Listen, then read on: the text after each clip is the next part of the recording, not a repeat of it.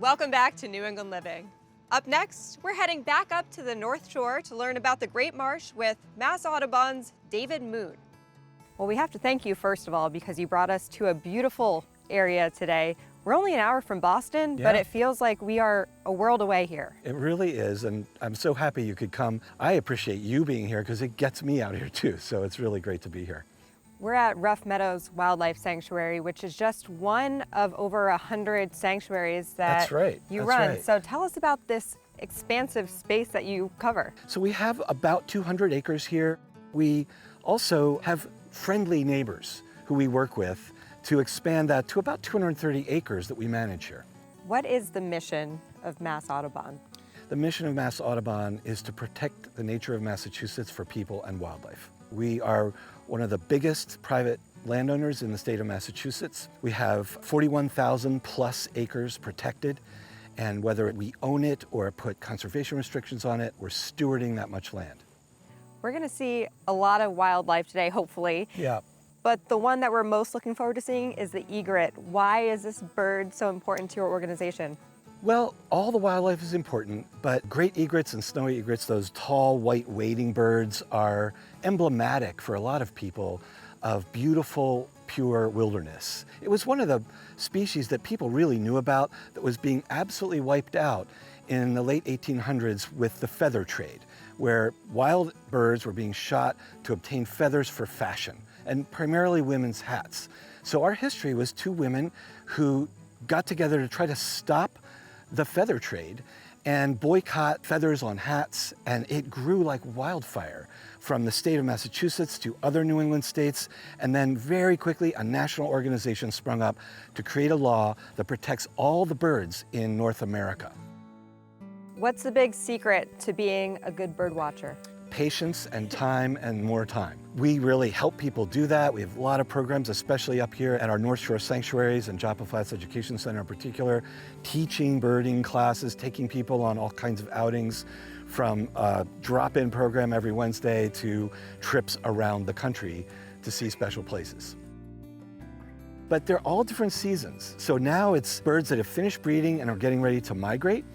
It's also then in winter, birds that come here for the winter. We're the Florida for a lot of birds that are born in Canada and the Arctic.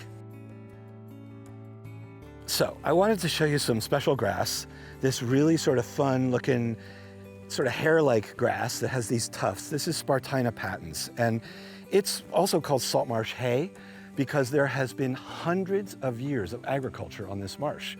When the settlers came, they could mow this and feed it to their animals. And this hay right here was mowed up until maybe 15 years ago, right here. Whereas over there, that tall spiky stuff, that's the other big marsh grass called Spartina alterniflora. It's the low marsh grass, but because salt comes in here 35% of the time, let's say, no other plants can grow here except salt-tolerant plants. And there's a fish that just lives with this. We're gonna go down here to the creek, and I've got a trap that has some in there, and we're gonna bring them over and I'll show them to you.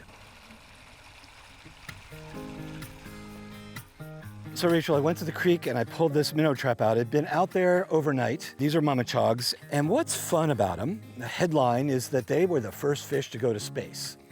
Wow. They're so incredibly tough that they flew them to space to see what would happen to fish in space, and they are just unbelievably tough. You can hardly kill one.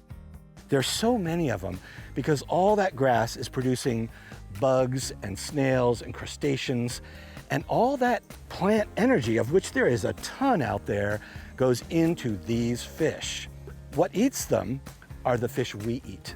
So you take your striped bass, for example, really yummy. A striped bass is at least 44% mummichog. And many other prey species that humans go after are really large percentage mummichog. So they are feeding us, and those egrets are eating these. And terns and gulls and all the fish-eating birds of the marsh, this is what they eat. So these fish are completely dependent on that good habitat salt marsh hay, which we're starting to lose with sea level rise.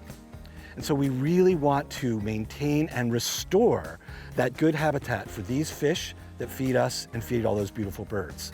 And that's our work right now, not just protecting this place, but restoring it. Helping with the restoration effort is Matt Hillman of the U.S. Fish and Wildlife Service. Now we're on Plum Island, ready to do some bird watching here, and we're with Matt of U.S. Fish and Wildlife Service. What is your partnership like with Mass Audubon?